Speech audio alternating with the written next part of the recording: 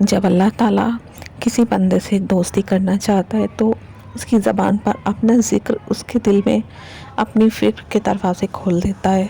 اللہ آزماتا ہے، کبھی دروازے بند کر کے، کبھی راستہ دے کے، تاکہ وہ پرکھ سکے آپ نے اللہ کی راہ چنی ہے یا دنیا کی۔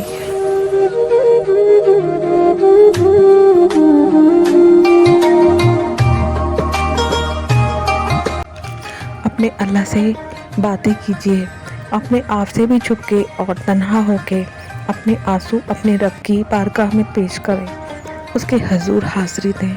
ترمذی کی روایت ہے، نبی پاک نے بیان فرمایا، اپنے دکھ لوگوں کے سامنے نہ بیان کرو، دنیا والوں کو نہ بتاؤ کہ میں تکلیف میں ہوں۔ اللہ تمہیں اس طرح کبھی غنی نہیں کرے گا۔ اپنے دکھ اپنے رب کو بتاؤ، وہ دیر سے یا جلدی ساری دنیا سے تمہیں بے نیاز کر دے گا، وہ تمہیں کسی کا محتاج نہیں رہنے دے گا۔ اللہ سے عرض کرو، یا اللہ میری ساری امیدیں آپ سے ہیں، آپ ہی شفا دے سکتے ہیں، آپ ہی تکلیف کو میری دور کر سکتے ہیں۔ اپنے گناہوں کو ایکسپٹ کر کے اللہ سے معافی مانگیے، اللہ میری غلطی ہے بس اب معاف کر دیجیے۔ اللہ سبحانہ تعالیٰ بیماری دور کر سکتا ہے، اللہ تعالیٰ اس کو بنا سکتا ہے، اللہ تعالیٰ فیملی کانفلکٹس کو سالو کر سکتا ہے، بچھڑوں کو ملا سکتا ہے، اللہ تعالیٰ امپاسبل کو پاسبل کر سکتا ہے۔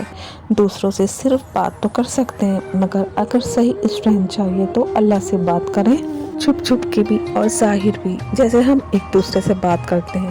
جب آپ اپنی بات اللہ سے کہتے ہیں تو چپ ہو کر بیٹھ جائیے، سب کچھ اللہ پہ چھوڑ دیجیے، صرف آپ کو کھاتے تو اٹھانے ہیں، اللہ سے امید پکڑیں، اللہ ایسی سچویشن سے نکالتا ہے آپ سوچ بھی نہیں سکتے۔ اللہ کبھی چھوڑتا نہیں ہے، بھروسہ رکھ کے تو دیکھیے۔